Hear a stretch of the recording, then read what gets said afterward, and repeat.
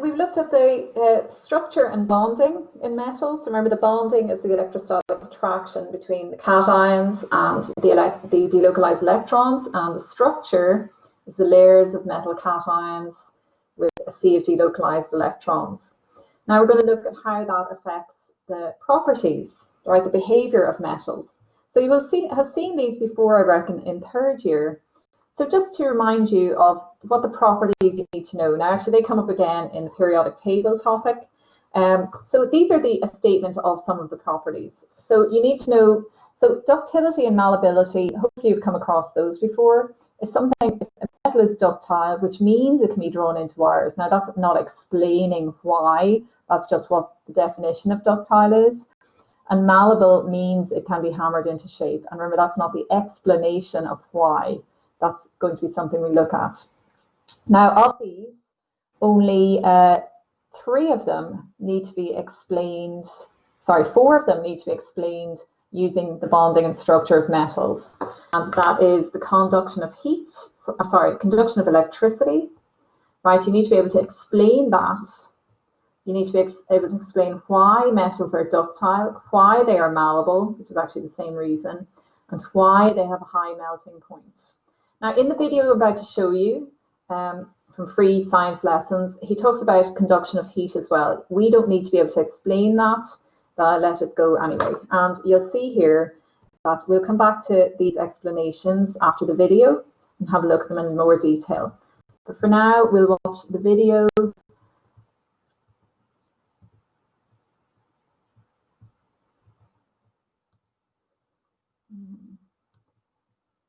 Okay, so for properties of metals.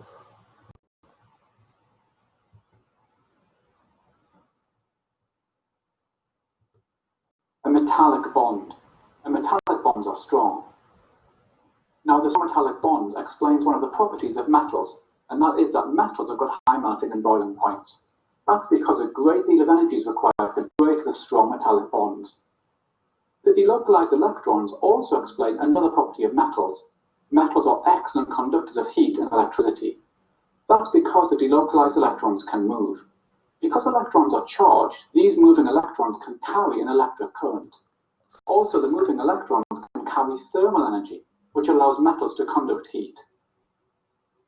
Let's look at another property of metals. Metals can be bent and shaped.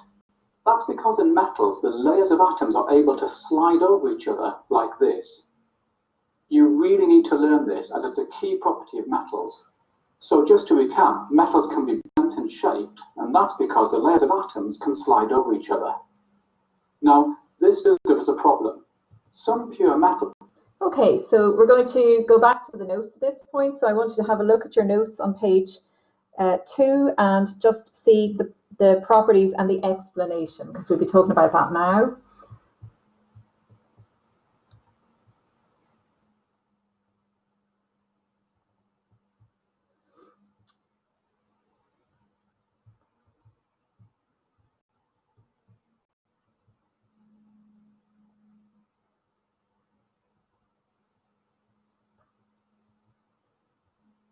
Okay, so what you've got, so the explanation of high melting point. Now we're adding a little bit to what he had in the video. So remember, when we talk about melting and boiling point, we talk about whether the attractions are strong or weak, and then we talk about what they are. So in this instance, it's the strong, and that's attraction, so electrostatic attraction between the metal cations and delocalized electrons. So that's the thing you have to break if you melt or boil a metal. And because they're strong, they require large amounts of energy to break. They are both malleable and ductile, are explained in both ways. So remember that malleable, he's called it bent and shaped, but malleable, we need to know, is hammered into shape, and ductile is that it can be drawn into wires. And the reason is the metal cations can slide past each other. So he illustrated that in the video. We need to add an extra bit. They can do that without disrupting the bonding. In other words, without breaking bonds, really, is what we should say there. Without breaking bonds. I think I nearly changed that, but this is what's in the revision book, so we'll stick with it. And last one that we don't need to know about heat, although it's the same reason. They conduct electricity, and that is because of the existence. Remember, you need something that can carry charge in order for electricity to flow. And in this instance, it's delocalized electrons. That's just like graphite and graphene. They also have delocalized electrons. Whereas remember that ionic compounds have ions that can move and carry charge. Okay, so try and apply this knowledge, right, to do the questions on page questions 4 to 11. So if Mrs. Carter wouldn't mind pausing the video at this point, and you can do that. And I'm going to carry on and do the answers so you can play that when you're ready.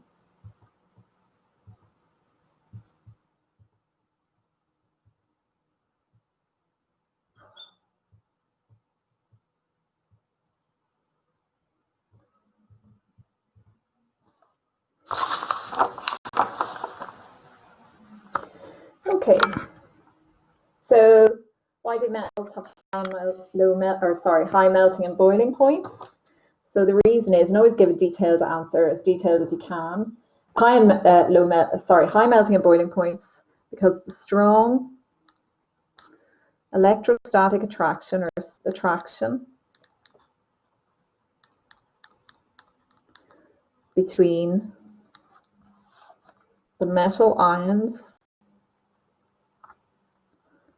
and delocalized electrons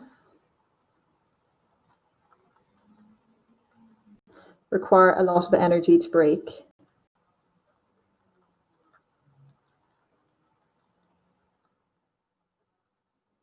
Okay, so that's for that one.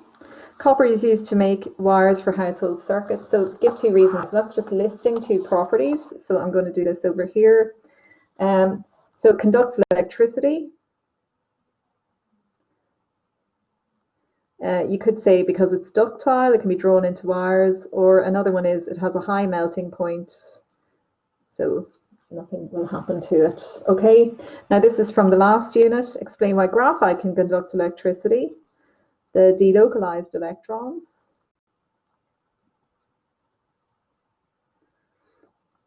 between the layers of carbon can move and carry charge.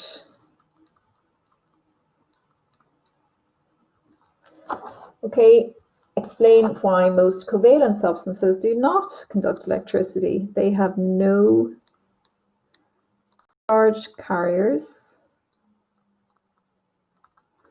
so they cannot move. Right, I'll leave that there. Okay, state the conditions under which an ionic substance will conduct electricity when it is molten or aqueous. Define malleable, can be hammered into shape.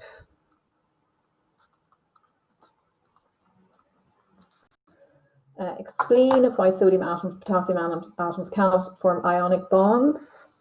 They both need to lose electrons. Neither will gain. So remember, you have to have electron transfer. Something has to lose, something has to gain. Can gain electrons. Or you could say they both form cations that repel. They're both positively charged, right? So I suppose that's probably a better answer than what I've written. So because both form cations, which are positively charged, and they repel each other, because the ionic bond is the attraction between oppositely charged ions. Which of magnesium or sodium or magnesium do you think has the highest melting point? Okay, that's a tricky one. So this is to do with the number of delocalized electrons.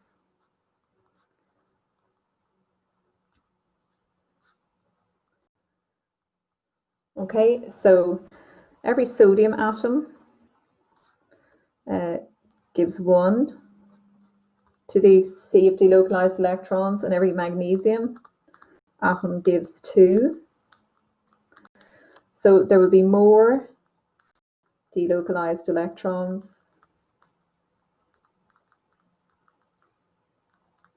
in magnesium. So there are more attractive forces, right, or metallic bonds, or electrostatic attractions. So this will be a higher melting point. So magnesium will have a higher melting point. That was tricky enough, though. I'd be amazed if they asked that in GCSE. Okay, so we're going to move on to 138 now, and we're going to talk about alloys. So if I'm going to switch back to the screen with my notes on it, large. Now, so we've got, so we're going to move on to alloys now. So you need, there's a slightly different, in the video you're going to see he calls alloys mixtures of metals, but actually an alloy, you only need one metal present and mix it with any other elements and you will get an alloy. So an alloy is a mixture of two or more elements, at least one of which is a metal. And just note that alloys behave as metals. So any alloy will have the same properties as a metal and will have them explained in the same way. So learn this, right? Just that might come up in questions. You know, they might ask you to give properties of steel, suggest two physical properties of steel. So high melting boiling point, conduct electricity, conduct heat, malleable, ductile, sonorous. All of those are going to apply to alloys as much as any pure metal. In other words, any metal that's just made of one element. So, some of the most important alloys are steel. Done that. Okay, bronze, you don't need to know that. They're just examples of the names of alloys that you might have heard of, and brass. Okay, so as I say, steel is the most important one. It's worth knowing that steel is actually a mixture of iron and it has some carbon in it. So it's not two metals, it's just iron with a non-metal. But steel is much stronger than iron.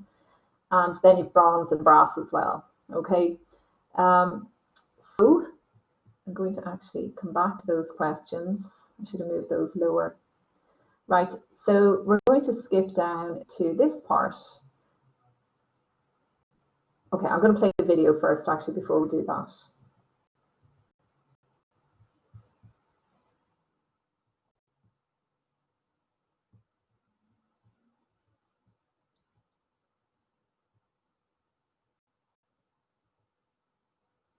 Was just aren't hard enough to be useful.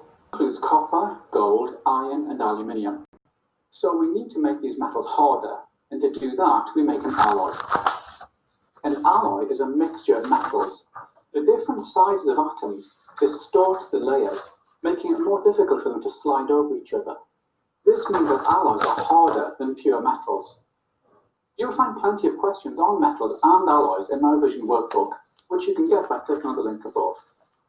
Okay, so hopefully now you should be able to describe the features of metallic bonding. You should then be able to describe and explain the properties of pure metals and of alloys.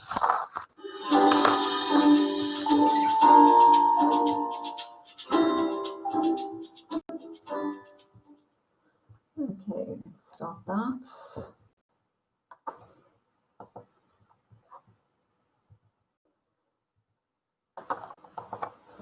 Okay, so we're going to go back to the notes now. So it's not an awful lot of information you need on alloys. Hopefully you've noticed that.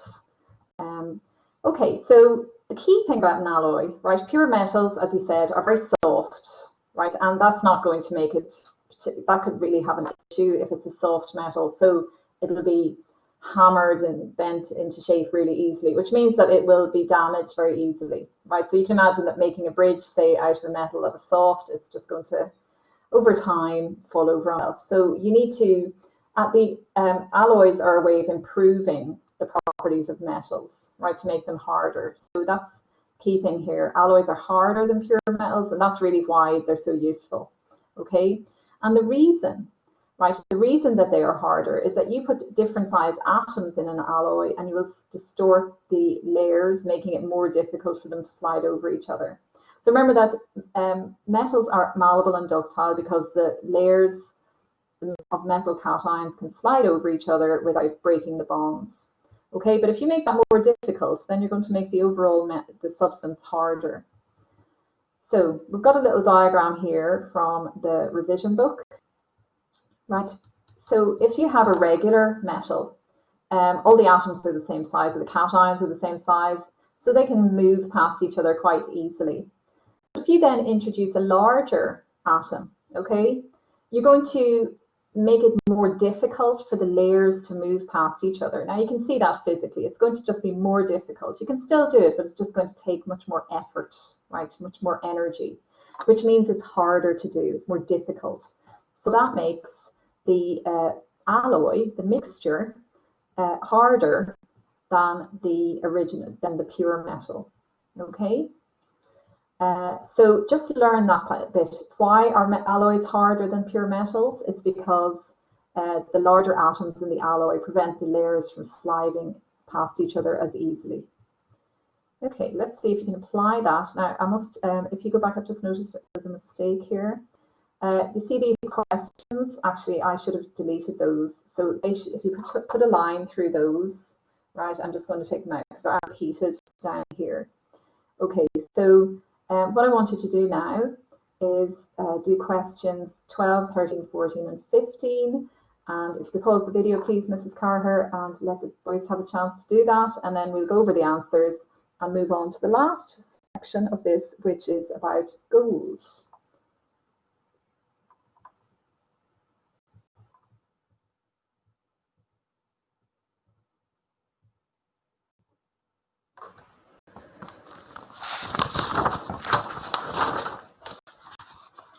Okay, so let's talk through the answers to these.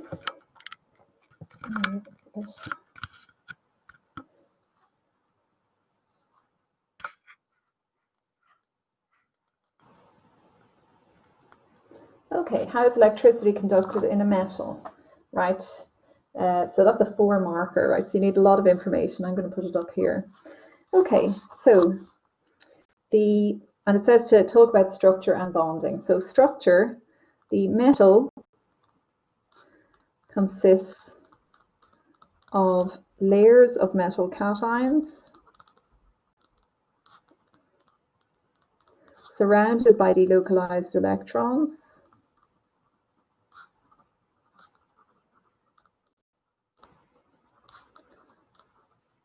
And the bonding is the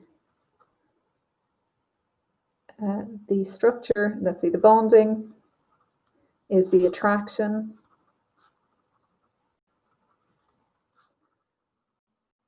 between the cations and delocalized electrons. I'll just shorten that. The delocalized electrons can move and carry charge.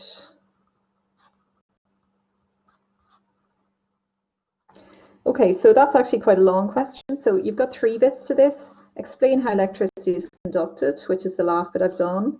It says again, you must include a description of the structure, right? So that's that first bit about the layers of metal cations and delocalized electrons, and the bonding, which is the attraction between them. Okay, so that was actually quite a lot in there. So, okay, so describe the structure of an alloy is different from the structure of the pure metal. The check this.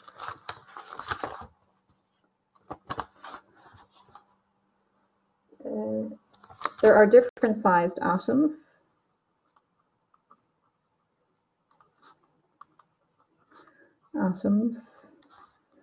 In the lattice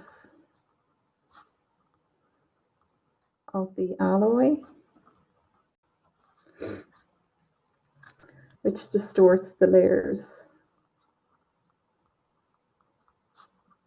That's just at the top of the page there if you look at the revision guide. So layers slide more difficultly. Layers don't slide as easily. It's just one reason why coins are not made of pure copper. Do not give cost as a reason. Pure copper, we would presume, is soft and easily damaged. Right, number 15. Explain how the structure and bonding allows the body panel to conduct electricity. Okay, so this is really the same as 12. The delocalized electrons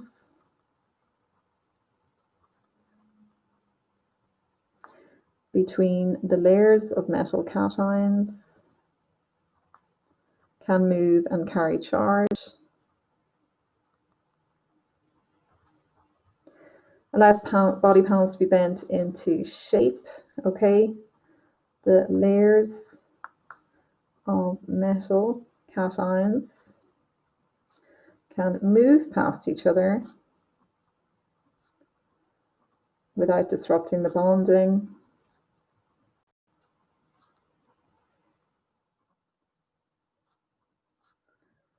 And gives the body panel strength. The different sized atoms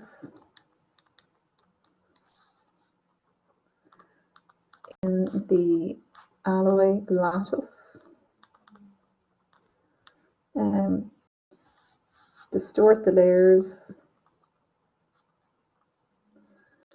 and it is more difficult for them to slide past each other.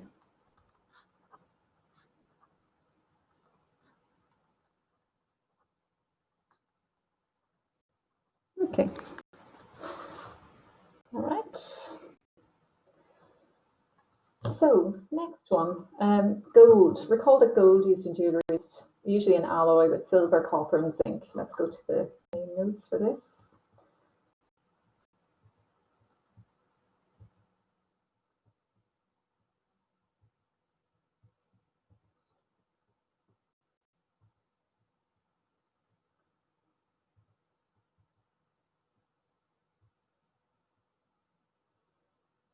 Okay, so there's a few things to learn here. So recall means learn off, right? So gold used in jewellery is usually an alloy, right? And you need to know that it's an alloy with those three metals in it: silver, copper, and zinc. So I suggest you locate them on your periodic table, and you should see that they're all in what's called the transition metals.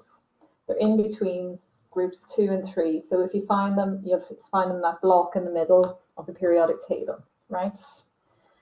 Now, next thing, let's see. So it's an alloy, you need to know what, and how you measure the sort of percentage gold or the quantity of gold in the alloy is in carats, right? So it's obviously a very old measure, okay? And that 24 karat gold indicates pure gold. Right, so, and 18 karat gold indicates 75% gold. Now, if you remember the 24 karat is pure gold, you'll probably be able to work out the rest. So let's have a look at how that works. Right, let's switch over and actually, there's a few questions there. Okay, so let's look at, I'm just going to switch to the whiteboard now.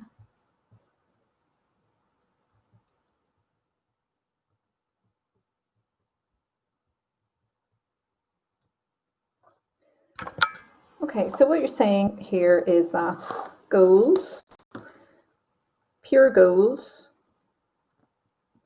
right, if we give it a percentage,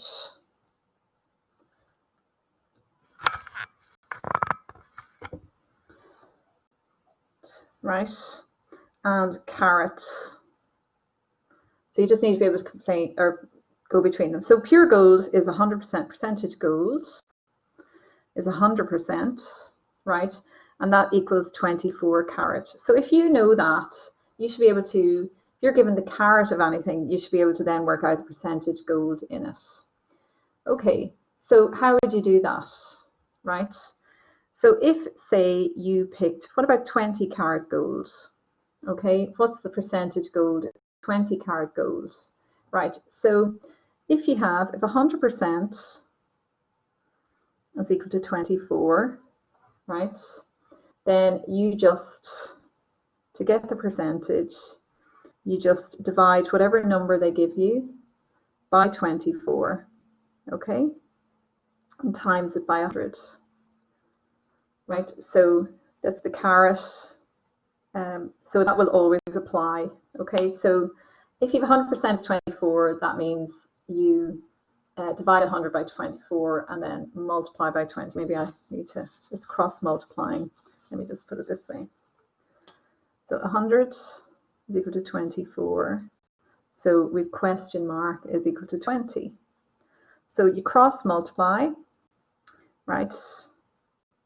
So 100 by 20 is equal to 24 by the question mark, which is your unknown percentage.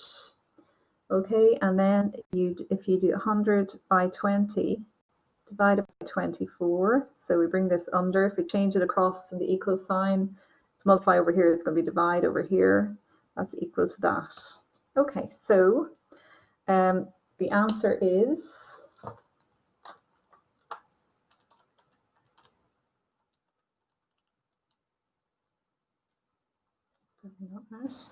divided by 24, multiplied by 100, 83.3, right? So that ends up as 83.3%. Okay, so 20 karat gold is 83.3%. Okay, so let's try another one.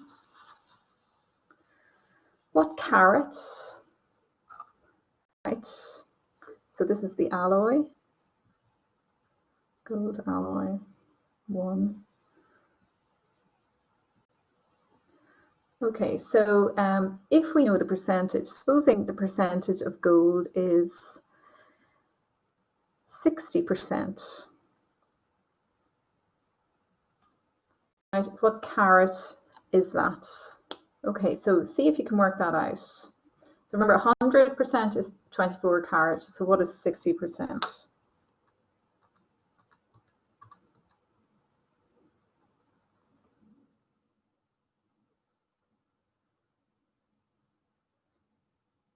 Okay, so remember, so 100% is equal to 24 carats, and 60% is equal to, we don't know what. Cross multiply again. So 100 by question mark is equal to 24 by 60.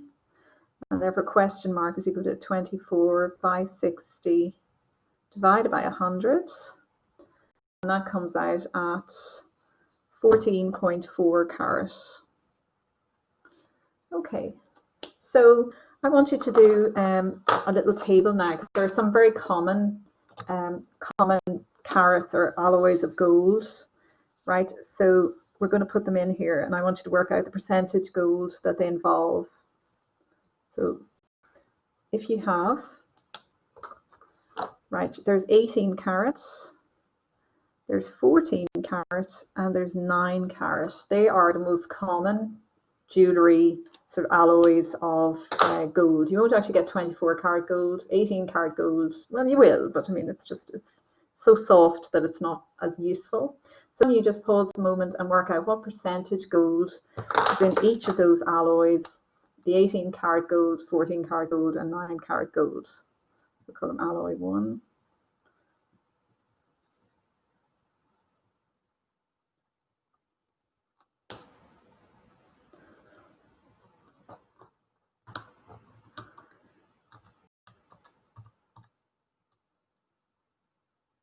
Okay, and when you're ready, I'm going to put the answers now, so pause if you're not ready.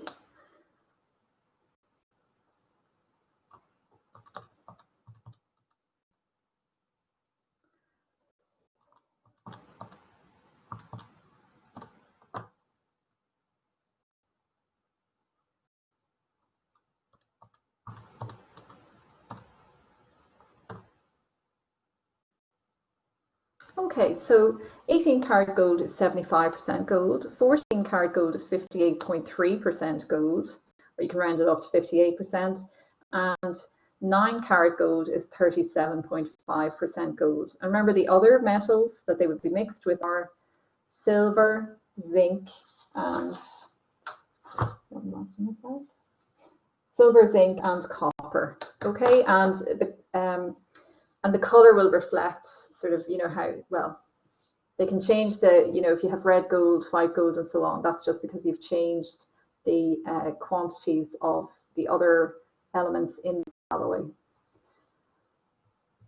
So back to the notes.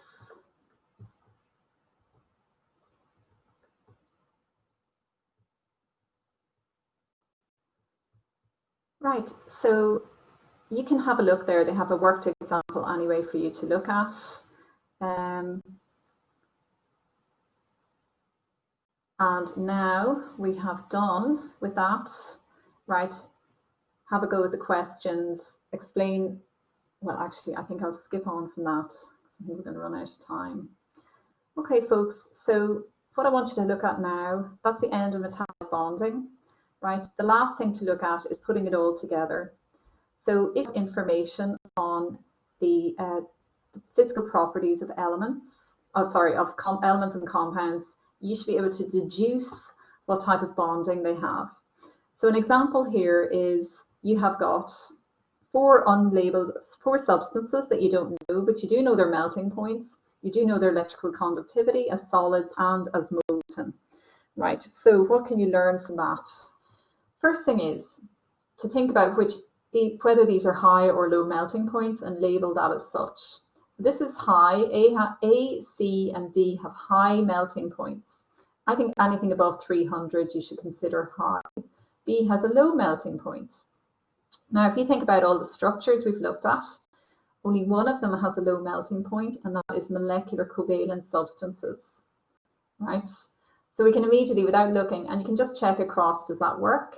Yes, it doesn't conduct electricity, so it is definitely molecular covalent. Low melting point does not conduct electricity. Okay, next we have, we've got three substances with high melting points. So it could be either metallic, it could be giant covalent, or it could be ionic, right? So we need to look at the electrical conductivity. So remember that metals will conduct electricity as solids, but ionic compounds will not. And some of the giant covalent conduct electricity when solid, and some will not. Okay, so let's have a look. So for ionic, the easiest one to identify is ionic because it should be good when molten and poor when solid, which is unusual. So we're looking for a poor-good combination here. And that applies. Okay, so actually only one of them meets that, right? So A must be an ionic compound. Does not conduct electricity when solid, does when molten. Okay, so A and B, A is ionic, B is molecular covalent. Now C and D, so if we look at their electrical conductivity, this is good, and this is good, poor. This is actually a little more difficult than it should be because actually you don't need to know about the electrical conductivity when molten. So I'll tell you that the real key here is that's a really high melting point. So that something like 3000 or so means it's giant covalent. And if it conducts electricity this way, it's going to be graphite, right? And the other one is a metal, but I actually think they've made that a little too confusing. Okay, so what I want you to do now is have a go at working out if you can figure out the type of structure.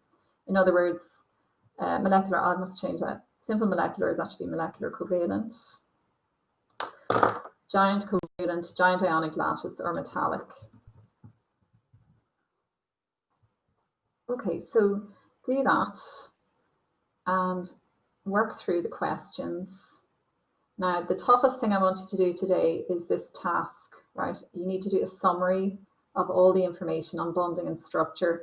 I'll see how far you get. I think this has been quite a long class, so I think you must be at the end of this stage.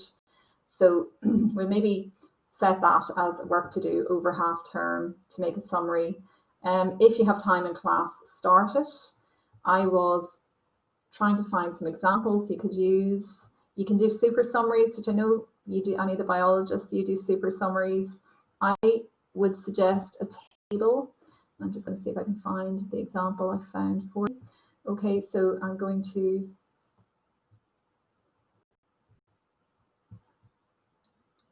share this other document.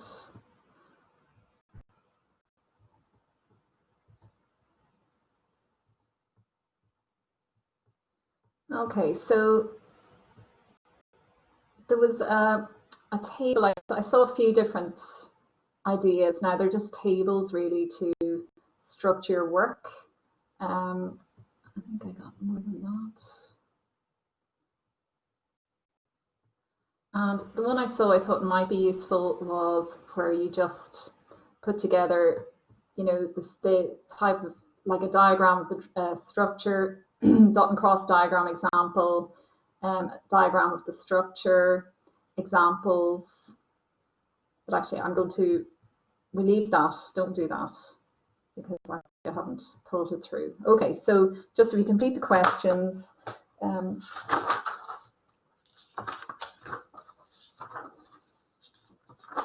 to the end of page 7, and have a think about starting the summary, starting a useful summary for yourselves, but I will look into that and I'll post some examples on Google Classroom.